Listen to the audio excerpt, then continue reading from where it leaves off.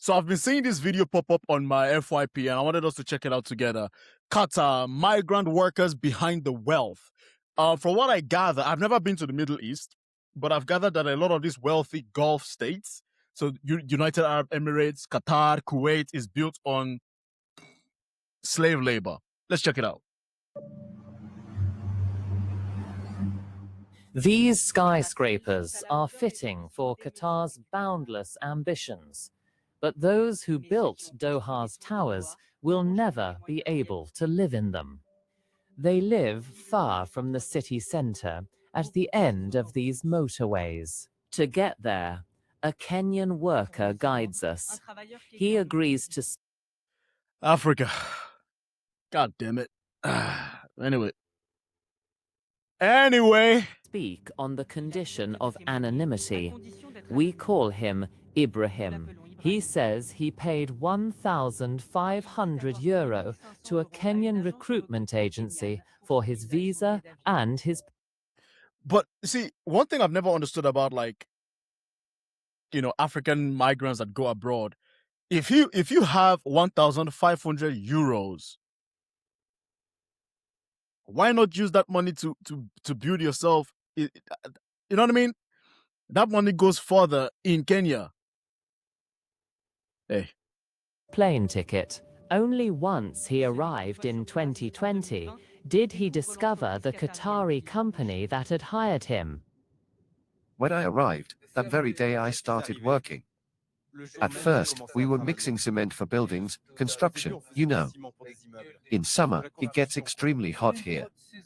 Temperatures sometimes climb above 50 degrees. It's not easy. When you work outdoors, the heat just crushes you. You feel like you're going to die. You're dying. Black men, African man, God damn it, man. We are the standard of poverty struggle. You know what I mean? Like, God damn, man. Yikes. Like, you know what I mean? Like, if you think of poverty and struggle and powerlessness, it's black people, dude. Africans particularly. Like, the world cannot respect that, though. You know? Like most foreign workers, Ibrahim is housed by his employer tens of kilometers from the capital, in those vast, isolated dormitory towns cut off from everything. Every evening, workers are driven back from the sites by their employers' buses. With no other means of transport, these men are trapped in the desert.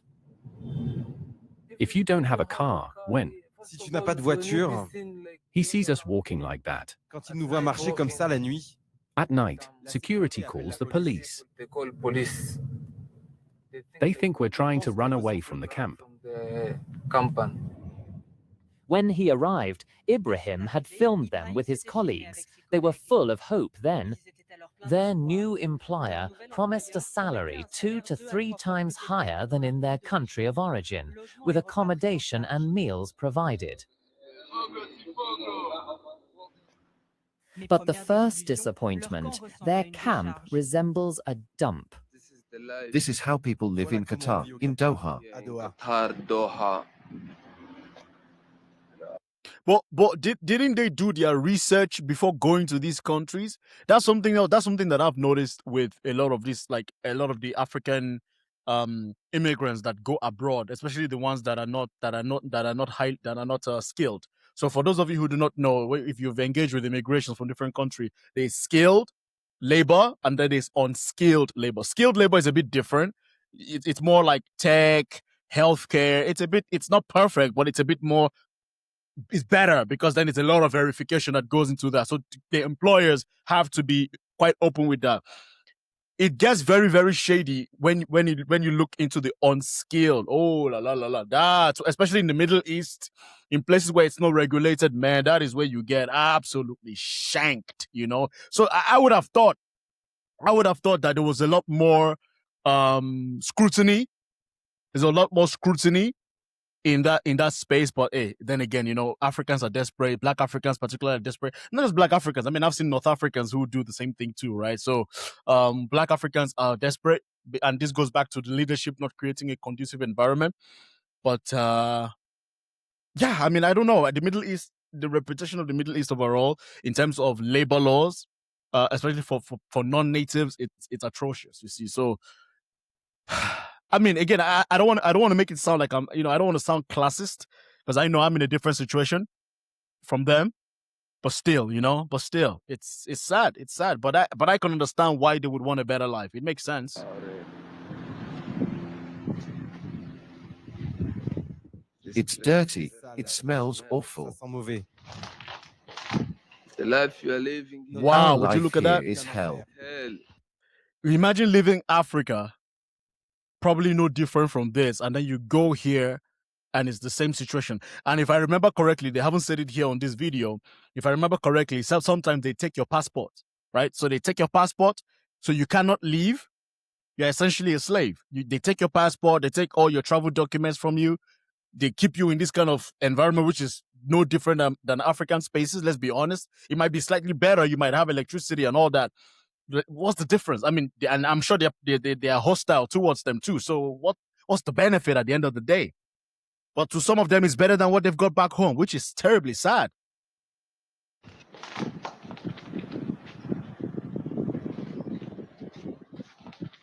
No one must know that I'm doing this. In Qatar, publishing negative images of the country is punishable by expulsion. These camps are off limits to journalists, but pushed to their limits by their living conditions. What is expulsion? Expulsion, meaning? Expulsion. So expulsion, the act of forcing someone to leave an organization. I mean, wouldn't that be better than staying there? Going back to Kenya? I mean, Kenya is not, from what I understand, I mean, from a lot of Black African countries, Kenya is one of those Black African countries that seems, I haven't been, that seems to be a bit more structured. When I hear immigrants, I don't really hear Kenyans. I think Kenya, compared to a lot of Black African countries, is on the better end. Not perfect, on the better end relative to other Black African countries. So I'm quite shocked why you wouldn't want to go back to Kenya compared to the conditions you're dealing with in Qatar. I mean, when you hear migrants, you hear Nigeria mostly. Nigeria's chaotic. Ibrahim and his dormitory companions take the risk of letting us in with a camera. Since then, from the very beginning, these workers cleaned the building as best they could, but it still lacked just about everything. Here, this is our accommodation. Look, come inside. Venez à l'intérieur. At night, there are people who sleep on the floor. Par terre. On fait comme ça. That's how we cope. I mean, this is just like jail, guys. This is like prison. I mean, is this really better than what you would have in Africa? Why do they leave us like this? The company is said this it better would give than us Africa, beds, though? that it would feed us, provide meals. Oh my, On look at top this. of this squalid housing, Oh! the workers say they haven't been paid for months. Oh, come on, man. So, again, what is the benefit of this? I'm just saying. Like I'm not saying they deserve to live in 5-star hotels, but my point is this: if you I don't know, like what's the is the money? I was gonna say, is the money that good? But they haven't even been paid their salaries. And over there, the workers' rights is non-existent. So the living condition is terrible. You're not even being paid. You're probably treated horrible. You've been cut off from broader society. So what's the benefit of this? Do you see what I mean? I'm pretty sure they can. I'm sure they are trapped. You can't go to school. You can't upskill. So what benefit are you getting? Every day they say we'll receive our wages, but they give us nothing, anything. Ne donne rien. It's been nearly a year and it's not just me, all my friends too. We tried to talk to the employer Nearly about a it, year. but he threatened to call the police. Whoa, what the? Wait. So they haven't been paid salaries for nearly a year. And when they talk to their boss, the boss is going to call the police. So again, what's the benefit of all this? Why can't you just leave? I doubt they can leave because most likely their passport has been confiscated. Confiscated. Man, this is, again, the Middle East is not a place that I'm dying to go to anyway. I have my own reasons. But I'm not surprised that this is the situation, especially from people from third world countries. In the Middle East, if you are from Europe or America, you're relatively fine. Or Britain, you're relatively fine, right? It's a very classist environment. Again, I don't think it's about race, if I'm being honest. There are some black Middle Easterners that do pretty good for themselves, okay? In Saudi Arabia and Kuwait, there's a lot of wealthy black people from UK, America that go there and do good. I think it's more of a class thing. It's a class thing, Some want to return to their country. Others would like to change employers. But the employer has confiscated our passports. I told you! What did I tell you? What can we do? What did I tell you? They take your passport, which that should be illegal. I'm sure it probably is. But again, it goes back to this classes and ranking situation. You know what I mean? I told you guys, their passport has been confiscated. Their passport have been confiscated. They're trapped, essentially like slaves. You guys, keep in mind, your passport and other travel documents has been confiscated. Number one, they haven't been paid their salaries for over a year. Number two, their living conditions is absolutely atrocious. Number three. So then my question is this: what is the benefit of this? Well, you know what the funny thing would be, guys? To some of these people, this is still better than their home country, which is sad.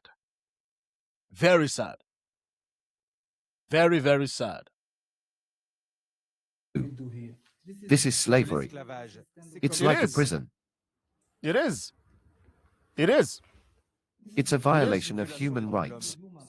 It's not fair. It's not right to live like this.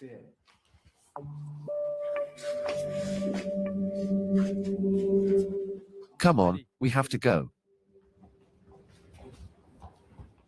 Like Ibrahim, more than 2 million foreigners live and work in Qatar. The small emirate brings in this workforce from Asia and Africa thanks to its petrochemical wealth. Although they make up 90% of the population, they have no right to vote or to form unions. In a shopping center in Doha, we meet up with these employees from the Philippines. We film on our phones to avoid being stopped by security. Rachel, in a black t-shirt, sends almost her entire salary every month, about 400 euros, to her 5 children. Is it important for your family? Yes, they rely on my wages. I send it to them.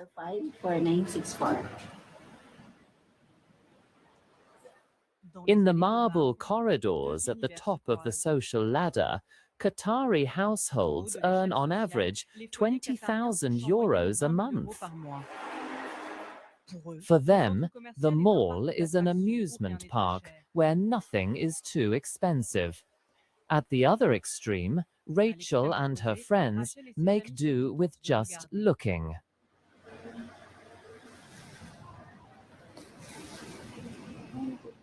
What are you taking a photo of? The decor, I'm taking pictures of it.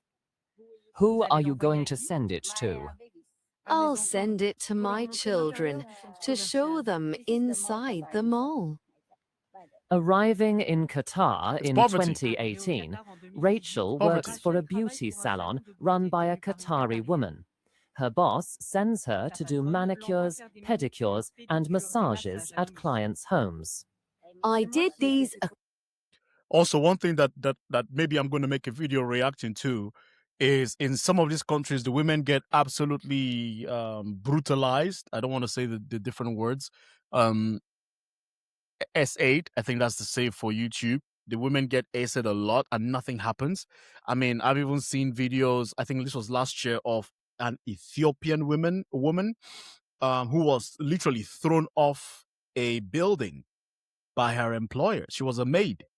She was literally chucked out of the It's crazy, these people, bro. I'm telling you.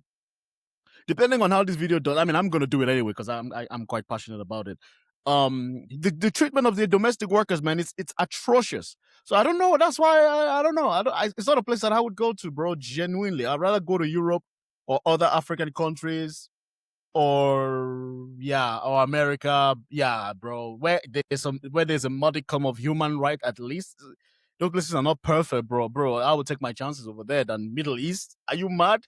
Shit. I mean, these people still do beheadings, man. They still do beheadings. What? You expect human rights from people that still do beheadings? Come on, dude.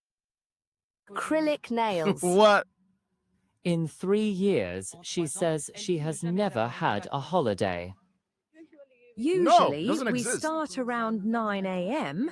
and work until 8:30 in the evening.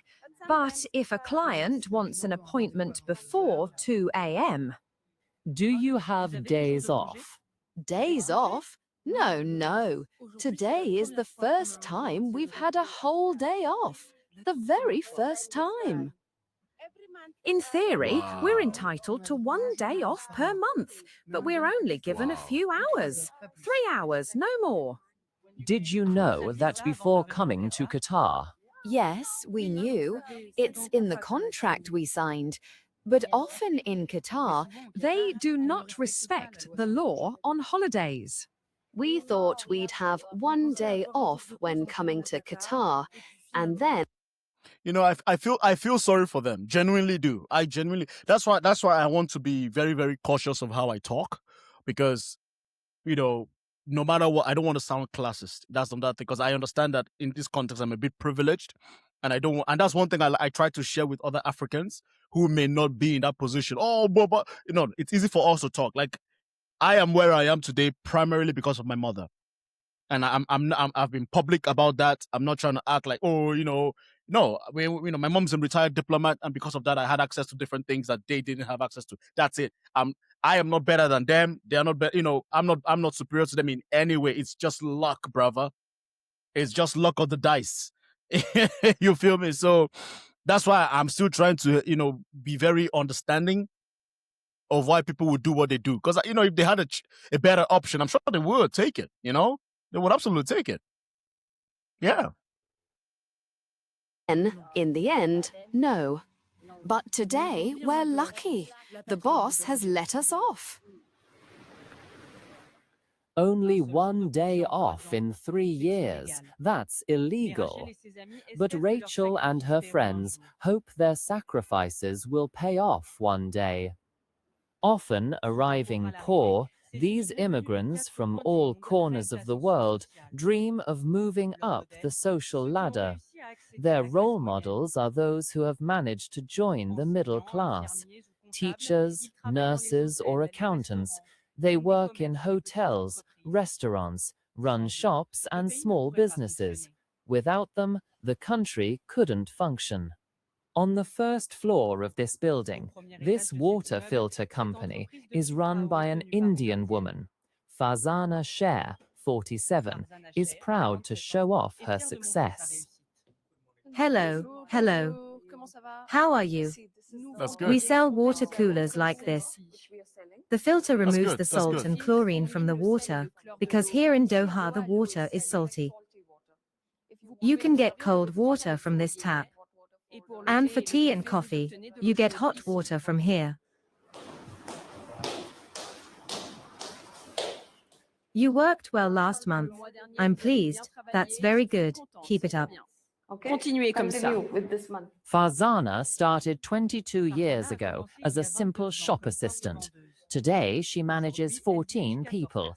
They all come from the Indian subcontinent and earn 10 times more than in their home countries, but they have to deserve it. Rogens, what's your target this month? 15,000. That's not enough for you. Nor Adna, 15,000 isn't enough. Foke, come on, you've just come back from holiday. I love it, it's my livelihood, everything to me. My home, my office, it's all in Doha. I love to see Is that. that why you came to Qatar? Of course. And thank God, Qatar has given me everything. Right, you can get back to work. Thank you very much. People abroad are desperate to come here. They imagine money grows on trees, that they will come and that it will be easy. But it's not that simple. Success is sweat and tears. Success in Doha comes at a price. The law obliges Farzana to be sponsored by a Qatari. This system, which keeps foreigners under supervision, is called the Kafala. If you're not Qatari, like me who comes from India, and you wanted to set up a business, you must have a local partner. That partner takes 51% of the shares. Yeah, And I mean that I like. That I like. You gotta listen. You cannot blame the listen. Qatar. I'm not against them doing what they do. It is what it is. Protect your people, protect your culture. It is what it is. I mean, in a way, I guess I'm just like, could you just improve the conditions of the unskilled labor? That's all that I am not asking the Qataris to change their life. No, that's beautiful. In fact, I wish that Nigeria had a similar situation where you protect your people. And if you're not Nigerian, you know that you cannot have a good life, but some limits exist with you. But still, but hey, I think Qatar is doing what it's supposed to, just improve the conditions for the unskilled labor. That's all I'm saying. That's all. I'm not as the saying legal change your owner of the entire company, livelihood. we have to accept those conditions. You know, you have to make concessions and go to great lengths to get ahead in business. You need to be flexible. I can't be too demanding because, in the end, it's their country. Farzana says she gets on well with her local partner. Fortunately for her, because in the event of a dispute, the voice of foreign residents does not carry much weight compared with that of Qataris. In a shopping center, we find Ibrahim. After almost a year without pay, his exploitative employers transferred him here. We were made to come to this shopping center to work up to 13 hours a day. Jusqu'à 13 heures par jour. Almost 13 hours. His new task, packing shopping bags and disinfecting the trolleys at this supermarket, a franchise of the French brand Carrefour for the Gulf countries. His Qatari subcontracting company presents this post to him as a promotion because they assure him he'll receive tips from customers, in addition to a monthly salary of €400. The manager had told us, you will have the tips, that's good for you. For the first 3 months, we didn't get any pay. After 3 months, we went on strike. Then the manager said the next person who strikes will be expelled from the country. It was to scare Isn't that us. better? I'm just saying, isn't that better though? I mean, at this point, if you've not been paid your money for a year, they're treating you like crap. I mean, damn, bro. I'm just saying. C'était pour nous faire peur. Some of us. The blackmail worked, and the strikers returned to work. 4 months later, since they still haven't been paid, Ibrahim and his colleagues protested again.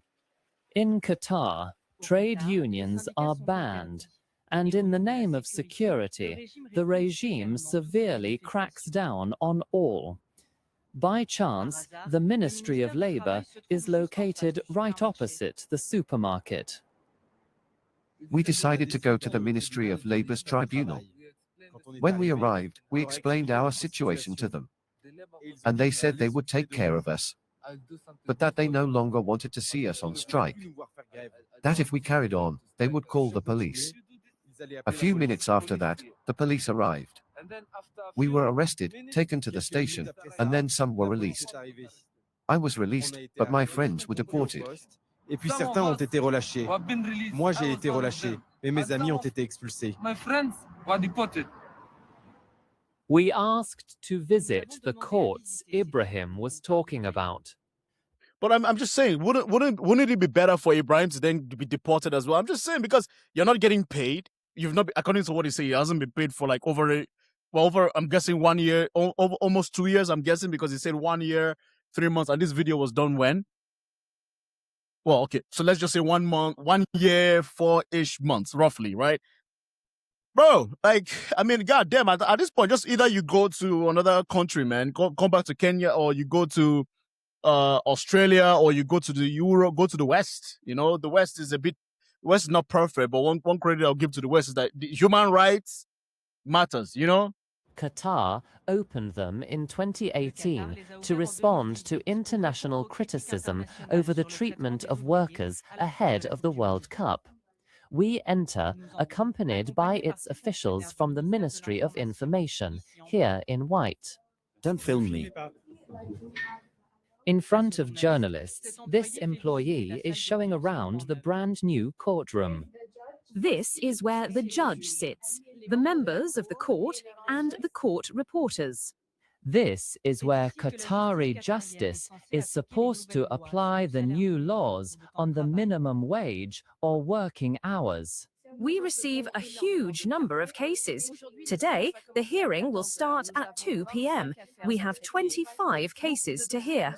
Many files concern employees of construction companies. We see many of those.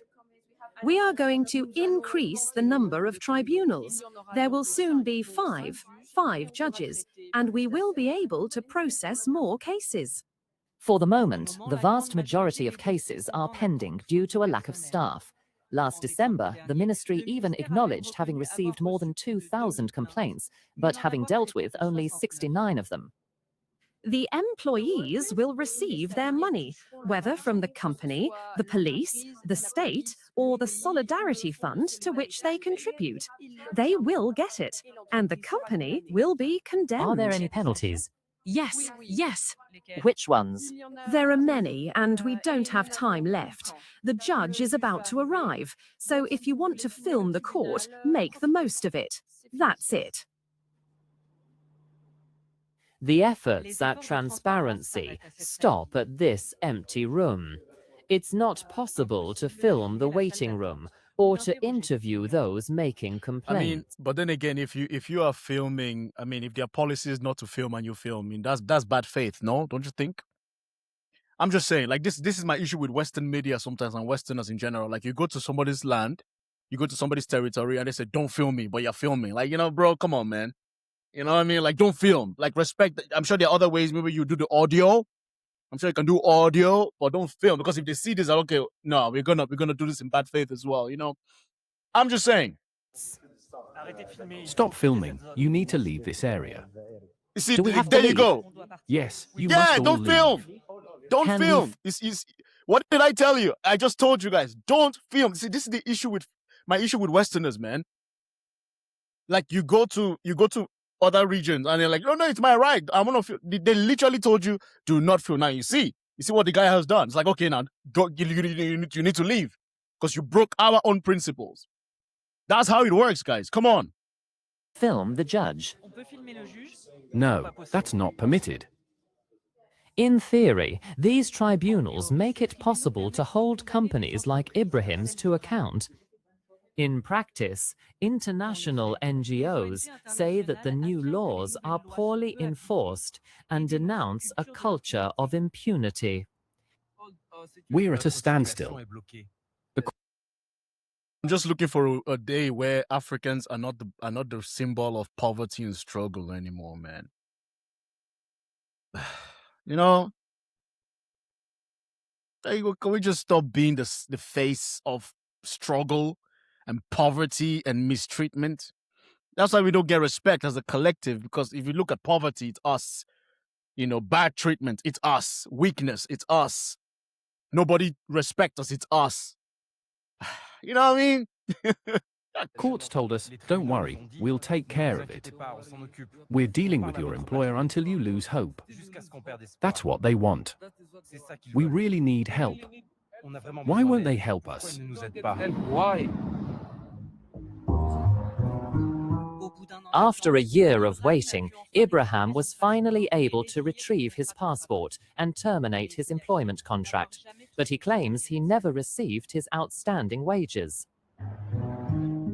In a remote suburb of Doha, we find the Filipino employees who are enjoying their first day off in 3 years. They are going to one of the 8 churches in Doha.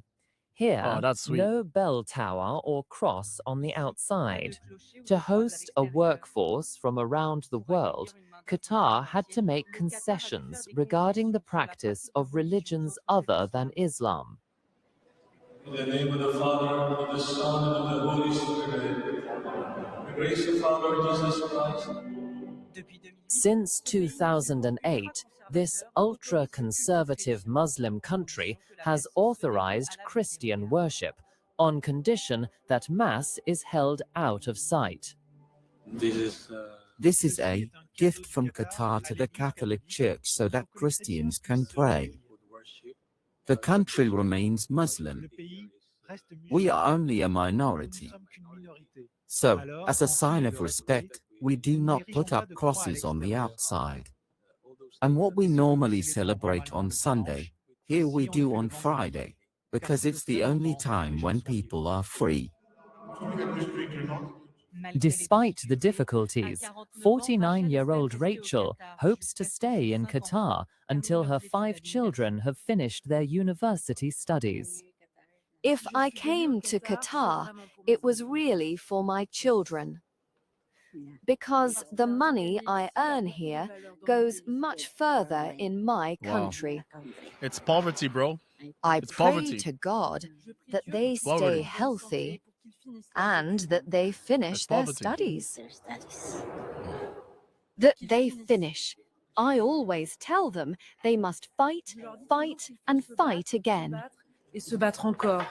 And if God wills it, we will reach our goal. I love that. I love that. I hope she gets it. It's poverty, guys, at the end of the day. That's just what it is. People just want better lives, you know? I'm getting a bit emotional because, man, I understand it, man. People just want a better life at the end of the day. You know what I mean? People just want better lives, bro. It breaks my heart that people have to go through all this just to earn a good paycheck. Which, like, what is the leadership of the Philippines and African? I mean, Africa, I already know they ain't doing shit. But it's like people have to do. They got to do it to have a chance at life. You know. So to me, I'm like, wow, why would you do that? But they got to, you know. Qatar's manual workers know they don't control their fate. The length of their stay is subject to the goodwill of the authorities. Even the business owner, Farzana, can be sent back to her country at any moment, the next day. After 20 years, her situation remains precarious. She still cooks on a portable stove because she preferred to invest her savings in her country of origin.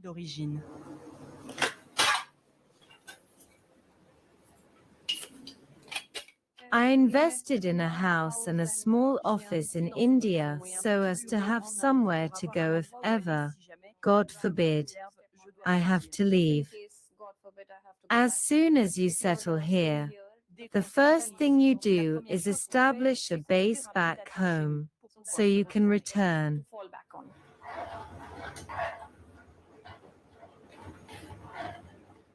But except in exceptional cases, it is impossible to obtain citizenship. Even for Jassim, born in Doha 16 years ago. I mean, they're allowed to Have do you it. It's finished their your country. homework? I'm almost done, J'ai presque fini. But I found it pretty tough. Jassim, do you feel more Indian or Qatari? Which country is yours? Obviously Indian, but that's normal. Everything's fine. He doesn't like India at all. Since he was born and raised here, he's used to it, you see. He is happy at home. Seriously, even when we travel, he always wants to come home. To Qatar. Yes, it's kind of become my home. But you can be since I've lived Indian here since I still, was but born. not a citizen of Qatar. Je suis né. And anyway, everything's going well here. Would you like to stay? Yes, of course. I really like this country. In 10 years, I'd still like to live here, in the same place, perhaps have a bigger office, more employees. I'd like to expand my business, and afterwards, I'd like to stay in Doha for my retirement. And do you think that will be easy? I think that after 60, it's very difficult to get a visa, so I don't know. In Qatar, the right of residence is linked to the work permit. Retirees and the unemployed must leave the country. On Doha's Corniche, Ibrahim's future sinks. The young man has not found work since he left the company that wasn't paying him. He will therefore soon be deportable. I am no longer employed by a company. I no longer have a place to live. I live with friends. Sometimes they tell me, let's go to work. Go to construction, we go together. Et on y va ensemble. Come to a construction site.